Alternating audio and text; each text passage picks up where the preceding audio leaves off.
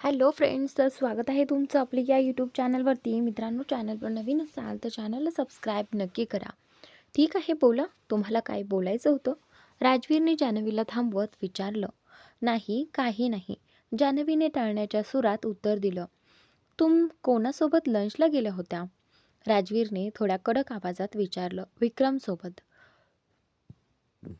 जान्हवीने फक्त 2 शब्दात उत्तर दिलं. तोच ना, तुमचा तो तथाकथित ऑफिस फ्रेंड? मी चुकत नसेन तर? भुवया उंचावत राजवीर म्हणाला. हो, तोच. आता जान्हवीला हळूहळू समजू लागलं होतं की राजवीर इतका का चिडलेला आहे. मला आधीच वाटलं होतं की त्याच्यासोबतच गेली असेल. राजवीर सतत टोमणे मारत होता. जान्हवीनं काहीही उत्तर दिलं नाही आणि ती तिथून निघून जाऊ लागली. कुठे चाललात मी जान्हवी? मी तुम्हाला जायला सांगितलं नव्हतं. राजवीर असं बोलताच जान्हवी तिथेच थांबली. चला, बोला, काय बोलायचं होतं तुम्हाला? आणि त्यावेळी राजवीरने पुन्हा विचारलं. नाही, काही नाही, जान्हवी म्हणाली. जान्हवीने पुन्हा नकार दिला. आता तरी बोला ना मी जान्हवी, राजवीर थोड्या आग्रहाने म्हणाला. सर, मला लोन हवं होतं.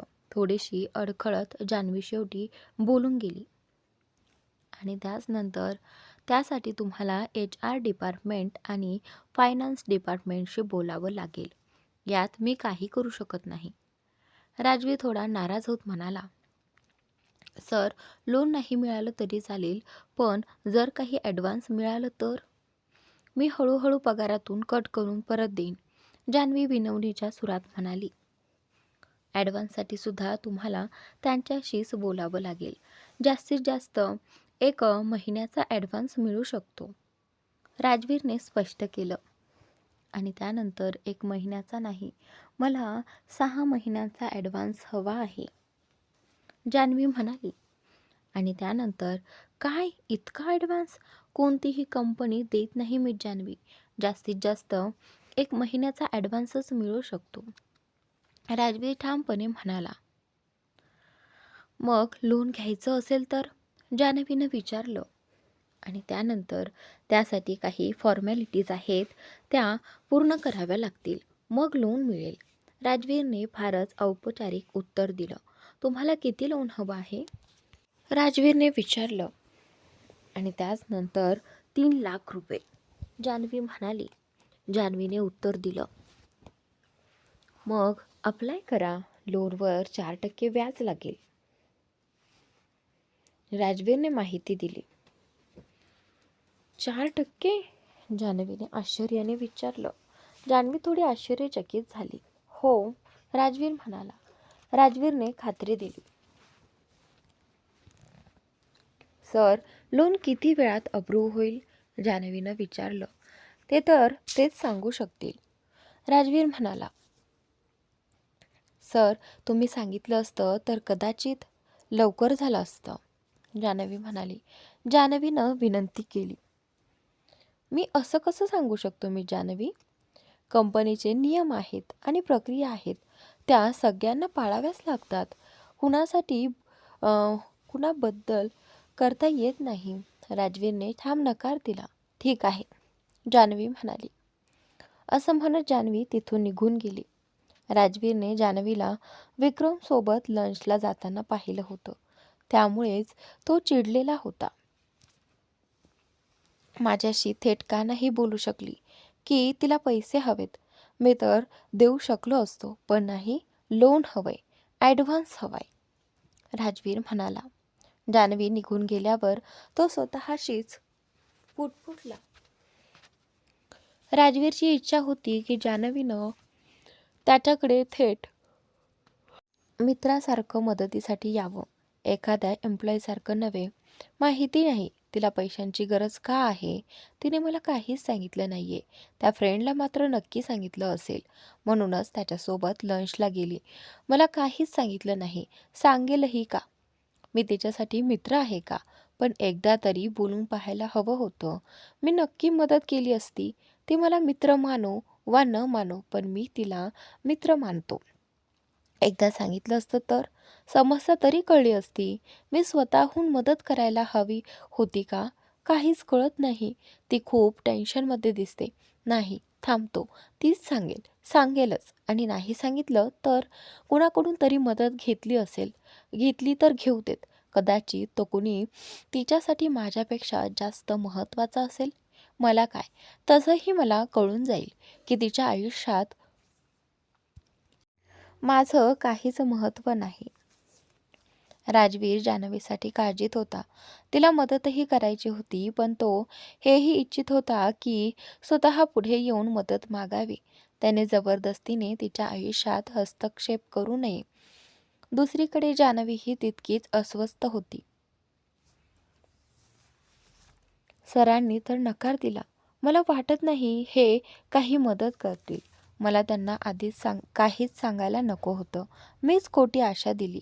आता त्यांना वाटत असेल की मी पैसे अरेंज करेन, पण मला पैसे मिळणारच नाहीत. काय करू? कुणाकडून मदत मागू? इतके पैसे कोण देणार? विक्रमकडेही एवढे पैसे नसतील. गावातून मागवणंही शक्य नाही. आणि मागवायचं तरी कोणाकडे? कोण मदत करणार? काहीच समजत नाही.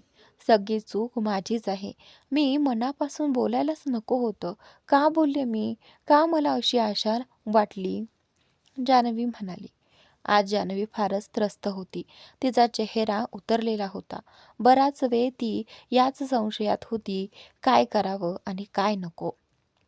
कोणाकडे मदत मागावी हा प्रश्न तिला सतावत होता. जान्हवी आज दिवसभर खूपच अस्वस्थ होती. तिचा चेहरा उतरलेला होता आणि ती खूप उदास दिसत होती. सुट्टीची वेळ झाल्यावर घरी जायची परवानगी विचारण्यासाठी ती राजवीरच्या केबिनमध्ये गेली. सर, माझी सुट्टीची वेळ झाली आहे, तर मी घरी जाऊ का? जान्हवीनं विचारलं. तिच्या चेहऱ्यावरची काळजी अजूनही स्पष्टपणे दिसत होती. हो, राजवीर घड्याळाकडे पाहत उत्तर देतो. जान्हवी निघणार तेवढ्यातच राजवीर तिला मागून थांबवत म्हणतो, थांबा, मीच जान्हवी. हो बोला सर, जान्हवी मागे वळून म्हणाली. राजवीरकडे पाहत म्हणते, काय झालं आहे? तुम्ही इतक्या का काळजीत दिसताय? राजवीर तिच्या डोळ्यात पाहत अगदी अगदी आपुलकीने विचारतो. काहीच नाही. जान्हवी केस कानामागे सारत नजर चुकवत म्हणते. हे तुम्हालाही माहीत आहे मी जान्हवी, की तुम्ही खोटं बोलताय. राजवीर ठामपणे म्हणतो. नाही, नाही. असं काही नाही. तुम्हाला असं का वाटतं की मी खोटं बोलेन? जान्हवी थोडी थोडी गोंधळलेली म्हणते. तुम्हालाच माहिती आहे तुम्ही खोटं का बोलताय. राजवीर शांत पण प्रेमळ स्वरात म्हणतो, नाही, असं काहीच नाही. जान्हवी पुन्हा केस कानामागे सारत उत्तर देते. अच्छा, पण सकाळपासून तुमचं लक्ष कामात अजिबात नाहीये. काही ना काही तुमच्या हातातून पडतच आहे. जान्हवी सतत टाळाटाळ करत असल्याचं पाहून आता राजवीरला थोडा राग येतो आणि तो तिला डोळे वटारून विचारतो, सॉरी, ते. आणि त्यानंतर जान्हवीला काय बोलावं हेच सुचत नव्हतं. काय झालं आहे? तुम्हाला लोन का हवंय? राजवीर इकडच्या तिकडच्या गोष्टी न करता थेट मुद्द्यावर येतो. हो, मला तात्काळ 3 लाख रुपये हवेत, जान्हवी हळू आवाजात म्हणते. पण कशासाठी हवे ते तरी सांगा. तेच तर मी इतक्या वेळ विचारतोय. त्यावेळी राजवीर तिची काळजी घेत म्हणतो, मला लोन हवंय. मला गरज आहे. एवढंच. जान्हवी म्हणाली. जान्हवी काहीही सांगायला तयार नव्हती. ती तेच पुन्हा पुन्हा म्हणत राहते. लोन अप्रूव्ह करायचं असेल तर तुम्हाला सांगावंच लागेल की पैसे कशासाठी हवेत. राजवीरचा संयम सुटत चालला होता. त्याला खात्री होती की जान्हवी कोणत्या तरी मोठ्या अडचणीत आहे, पण ती ते सांगत नव्हती. पर्सनल लोन हवंय. जान्हवी पुन्हा एक कारण देत विषय टाळते. पण त्यामागे काहीतरी कारण तर असेल ना?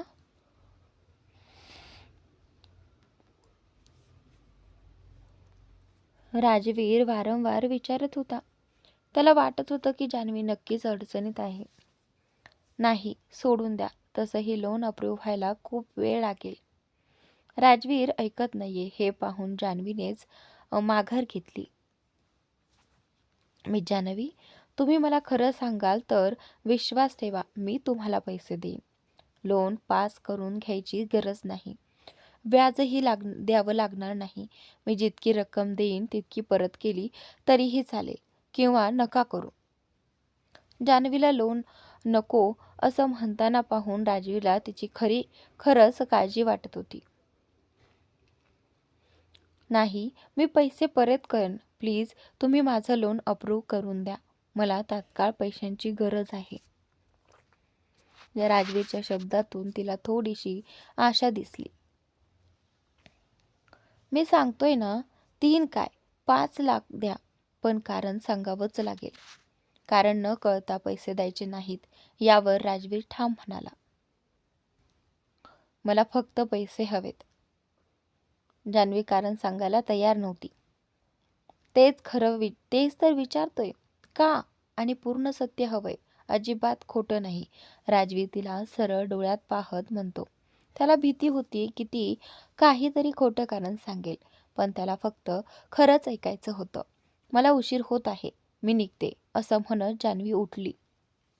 राजवीर बराच वेळ तिच्याकडे कारण विचारत होता, पण जान्हवीला हे स्पष्टपणे समजलं होतं की कारण न सांगता तो तिची मदत करणार नाही. ठीक आहे, तुमची मर्जी, पण वाटलं तर सांगाल. आय प्रॉमिस, मी नक्की मदत करीन. जान्हवी कारण सांगत नाही हे पाहून राजवीर थोडासा चिडूनच तिच्याकडे पाहत म्हणाला. जी, एवढंच म्हणत जान्हवी त्याच्या केबिनमधून बाहेर पडली. कारण सांगायचंच नाही तिला. तिचीच मर्जी. मला खात्री आहे ऑफिसमधल्या कुणा मित्राला तिने नक्कीच सांगितलं असेल. फक्त मला सांगण्यात तिला अडचण आहे. नाही सांगणार तर मीही मदत करणार नाही. मदत हवी असेल तर सांगा, नसेल तर नका सांगू. मलाही काही फरक पडत नाही, असं स्वतःला समजावत राजवीर मनात म्हणत होता. पण असं असूनही त्याचं लक्ष सतत जान्हवीकडे जात होतं. तिची काळजी त्याला सतावत होती. मी जान्हवीला पैसे कशासाठी हवेत? फक्त काहीतरी खरेदी करायचं असतं तर ती इतकी त्रासलेली दिसली नसती. नक्कीच काहीतरी गंभीर प्रॉब्लेम आहे. सकाळपासून खूप घाबरलेलीही वाटत होती आणि सांगायलाही तयार नाही. मला तिला पैसे देऊन टाकायला हवे होते का? कुठल्या अडचणीत तर नाही ना ती? सांगितलं असतं तर काय बिघडलं असतं? मी मदतच केली असती. मी स्पष्ट सांगितलं होतं. सांगाल तर मदत करीन, पण नाही, ऐकायचंच नाही तिचं. असा विचार करत राजवीर अधिकच अस्वस्थ झाला. मेषा गेल्या 2 दिवसांपासून घरी नव्हती. तिचाही मूड अजिबात चांगला नव्हता.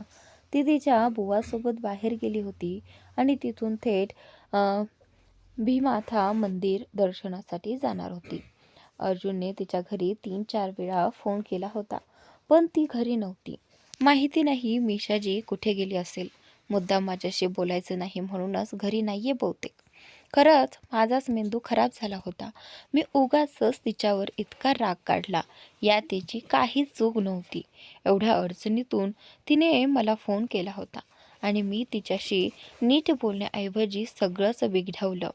अर्जुन, तुझं काही होऊ शकत नाही. तो स्वतःलाच दोष देत होता. आपल्या नव्या नवेली बायकोलाच तू नाराज केलंस. जे होतंय ते योग्यच आहे. तू तेच डिझर्व करतोयस. लग्नाआधी सगळ्यांसमोर बोलणं परवानगीचं नव्हतं. लपून छपून फोन करावा लागायचा आणि आता जेव्हा मोकळेपणाने बोलू शकतो तेव्हाच मिशाजी बोलत नाहीये. लग्नाला एवढे दिवस झाले, अजून आमची सुहागरात सुद्धा बाकीच आहे. सुहागरात दूरच राहिली, नीट संवादही झालेला नाहीये. दिवसा पाहुणे सोडत नाहीत आणि रात्री तिला लगेच झोप येते. मीही माणूसच आहे ना, माझ्याही भावना आहेत, पण कोणीच समजून घेत नाही. ना मेषाजी ना घरातले. आईलाही विचारलं तर मेषाजीला घरी आणायला तयार नाही. मग तिथेच ठेवायचं होतं तर लग्न का लावलं?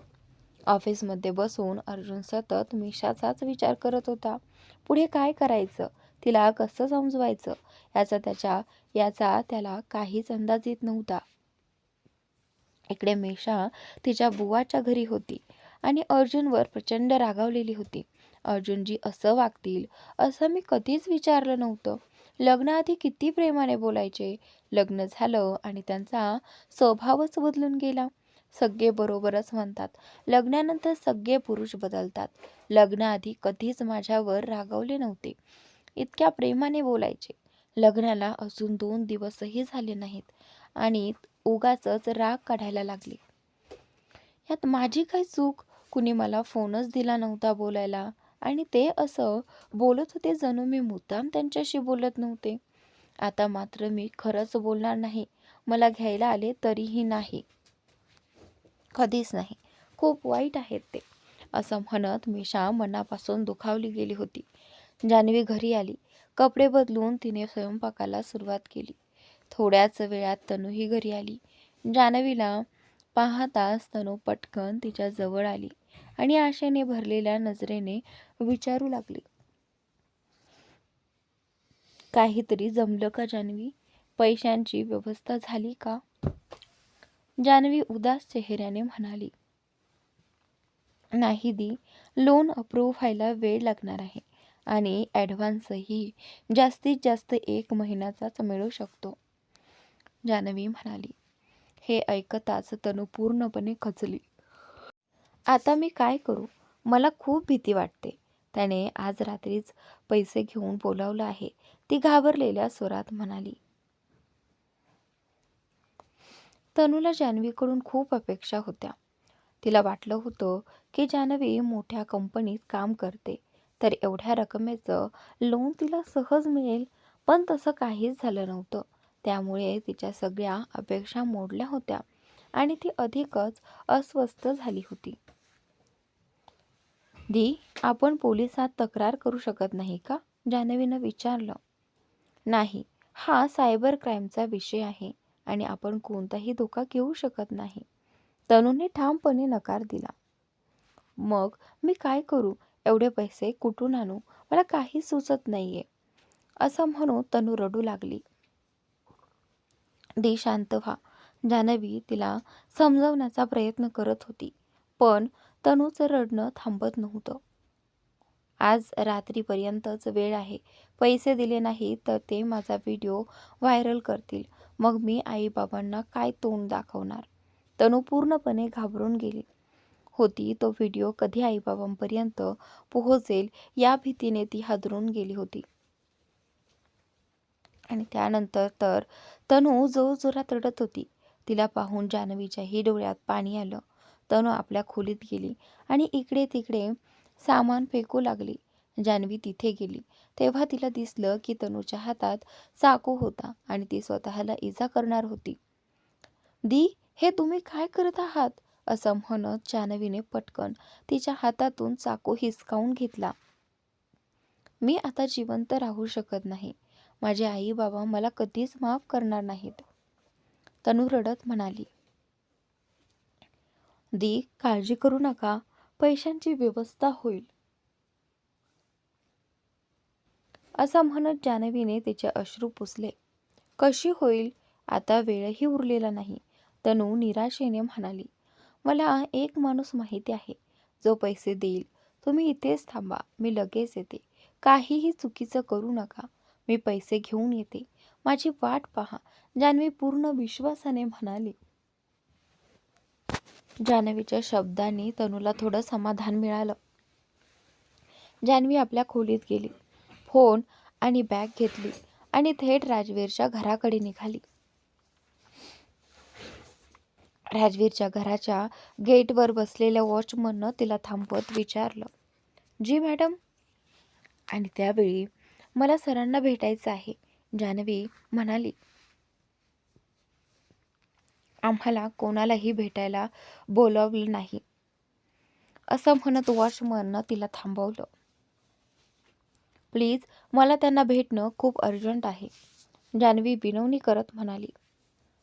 नाही मॅडम, आमच्याकडे अशी काहीही माहिती नाही आम्ही तुम्हाला आत जाऊ देऊ शकत नाही, वॉचमॅन ठामपणे म्हणाला. प्लीज समजून घ्या. मला सरांना भेटणं फार गरजेचं आहे. मॅडम, मी मदत करू इच्छितो, पण शक्य नाही. जरी मी तुम्हाला आत जाऊ दिलं तरी पुढे असलेले बॉडीगार्ड तुम्हाला थांबवतील आणि मला सुद्धा ओरडा खावा लागेल. तुम्ही इथून जाणंच बरं, वॉचमॅन समजावून सांगत म्हणाला. जान्हवीने राजवीरला फोन लावला, पण त्याने उचलला नाही. तिने अनेकदा प्रयत्न केला. शेवटी निराश होऊन ती परत जाण्यास निघाली. आता मी दीला काय सांगू, मी काय करू, असं म्हणत ती रडत रडत रस्त्याच्या कडेला बसली. दरम्यान राजवीर अंघोळ करून लॅपटॉप उघडून बसला होता. त्याने फोन पाहिला तर त्यात जान्हवीचे अनेक मिस कॉल्स होते आणि ते मिस कॉल्स राजवीरने पाहिले. जान्हवीने इतके कॉल्स, असं म्हणत त्याला थोडी काळजी वाटली. त्याने ताबडतोब जान्हवीला फोन केला. जान्हवीने रडत रडत फोन उचलला. हॅलो, आणि त्यानंतर हॅलो, काय झालं मी जान्हवी, तुम्ही इतक्या का रडत आहात, काहीतरी बोला. बोला ना, राजवीर काळजीने विचारत होता. मला तुमच्याशी भेटायचं आहे, जान्हवी रडत म्हणाली. ठीक आहे, कुठे भेटायचं आहे, तुम्ही कुठे आहात, मी येतो, राजवीर म्हणाला. तुमच्या घराबाहेर, जान्हवी म्हणाली. काय, घराबाहेर? मग आत का नाही आलात, राजवीर आश्चर्याने म्हणाला. राजवीर धावतच बाहेर आला. आजूबाजूला पाहिलं तर जान्हवी रस्त्याच्या कडेला बसलेली होती. इथे रस्त्यावर का बसलात मी जान्हवी, असं म्हणत राजवीरने तिला उठवताना विचारलं. जान्हवी खूपच वाईटरित्या रडत होती. राजवीरने तिला उचलून आपल्या कुशीत घेतलं आणि तिला आत घेऊन गेला. गप्प, अगदी गप्प. जान्हवी, काय झालंय, राजवीर तिला थोडा ओरडत पण प्रेमाने शांत करत म्हणाला. जान्हवी सुस्काऱ्या देत रडत होती. राजवीरने तिला घट्ट मिठी मारली. जान्हवीनेही त्याला घट्ट धरून ठेवलं. काही वेळातच जान्हवी शांत झाली. राजवीरने स्वतःच्या हाताने तिला पाणी दिलं. काय झालं मी जान्हवी, आणि तुम्ही बाहेर काय करत होतात, आत का नाही आलात, राजवीर तिचे अश्रू पुसत तिच्या केसांवरून हात फिरवत म्हणाला. तुमच्या गार्ड्सने मला आत येऊ दिलं नाही, जान्हवी तक्रारीच्या सुरात म्हणाली. अरे हो, मी त्यांना सांगतो, पुढच्या वेळी तुम्हाला अडवणार नाहीत. आता सांगा, काय झालंय, इतकं का रडत होतात. तेव्हा राजवीरला आठवलं की तो आधी सांगत नाही, तोपर्यंत गार्ड्स कुणालाही आत सोडत नाही.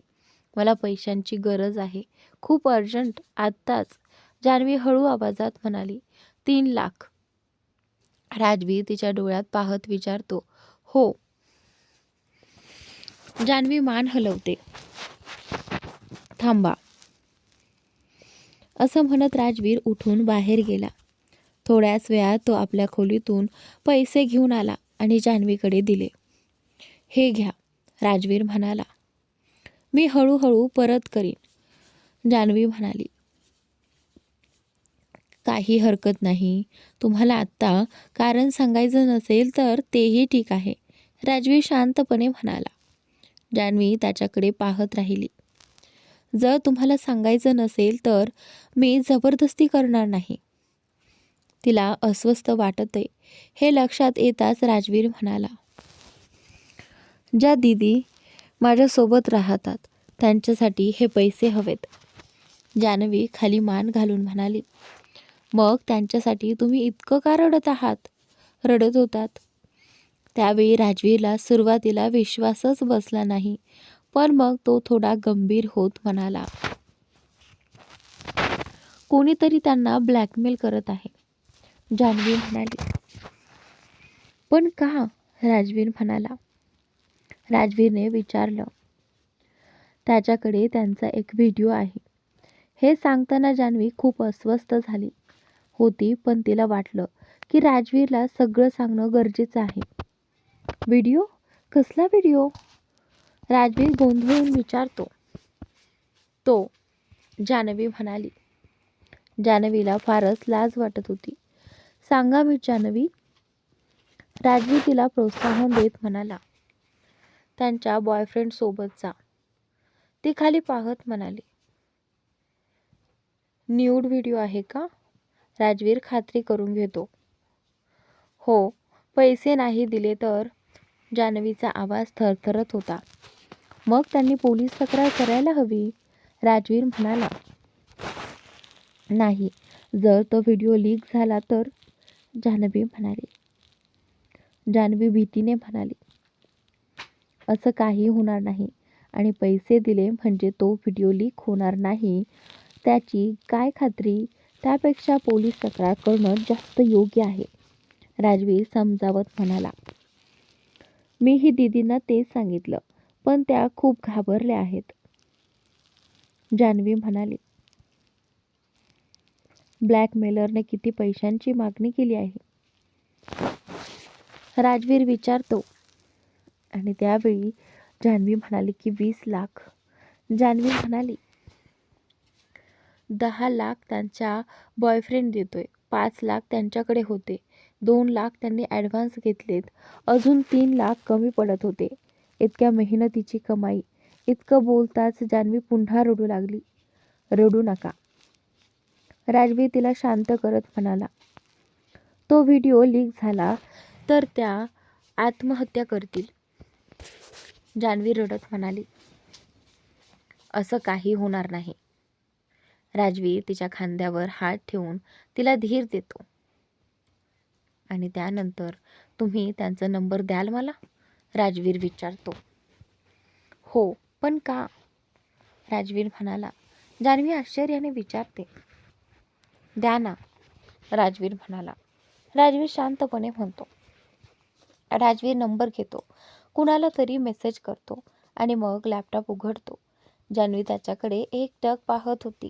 थोड्याच वेळात राजवीरच्या लॅपटॉपवर तनूच्या फोनची सगळी माहिती उघडली. हे काय आहे?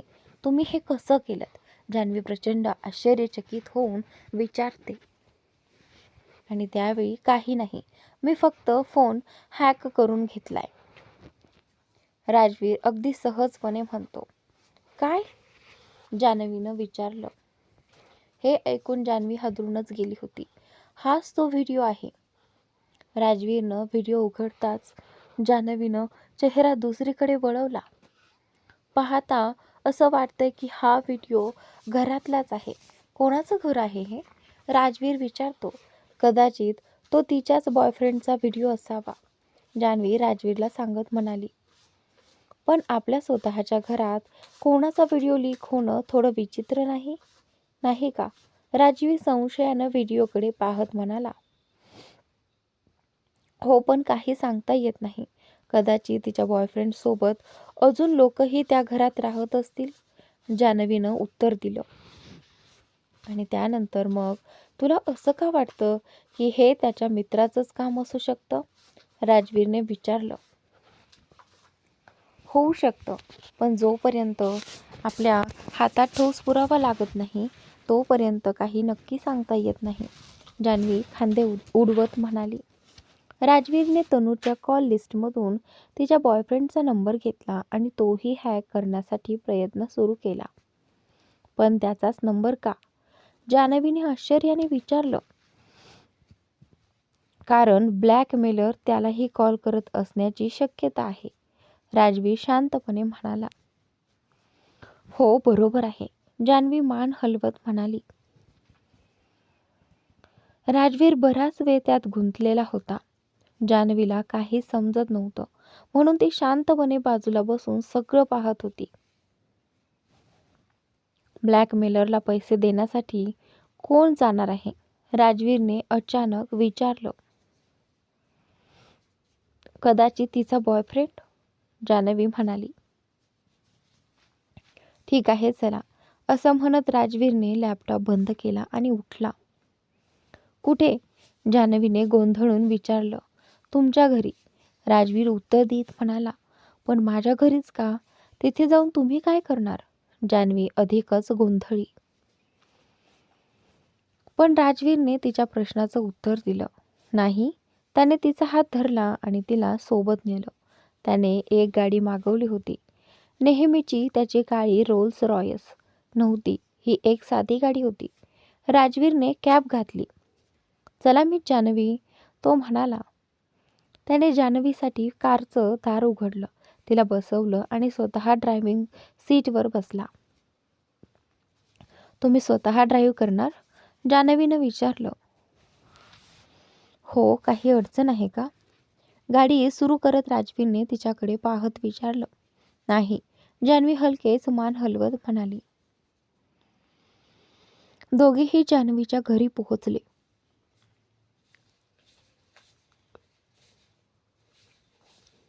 तनू तिची वाट पाहतच होती. काय झालं जान्हवी? पैशांची व्यवस्था झाली का? तिने घाईने विचारलं. हो, झाली आहे, असं म्हणत जान्हवीनं तिला पैसे दिले. हे कोण आहेत? जान्हवीसोबत राजवीरला पाहून तनूने विचारलं. हे माझे ऑफिसमधले मित्र आहेत. यांच्यामुळे सगळी मदत झाली. क्षणभर गोंधळून जाऊन जान्हवीने राजवीरची ओळख करून दिली. Thank you so much.